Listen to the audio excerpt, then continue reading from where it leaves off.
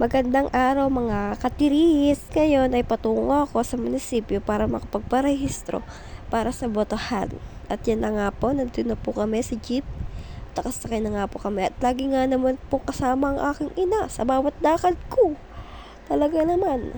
Ang daladala ko naman po dyan ay mga papeles na akala mo naman talaga ang daming kakailanganin. At ayan na nga po, gusto na kami. Ayan na nga po, nag-iinarte na ang babae na to. Tamot. Alo.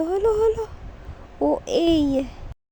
So, ayan na nga po, natapos na po ako makapagparehistro dahil hindi ko na po ito napakita sa inyo dahil bawal po mag-video sa loob po ng office.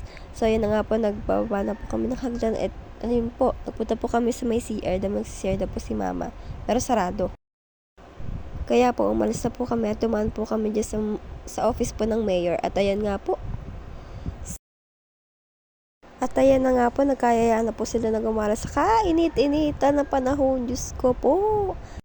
Dumayo po talaga sila para po ma-review sila. At ayan na nga po, pauwi na po kami. At nga po, salamat.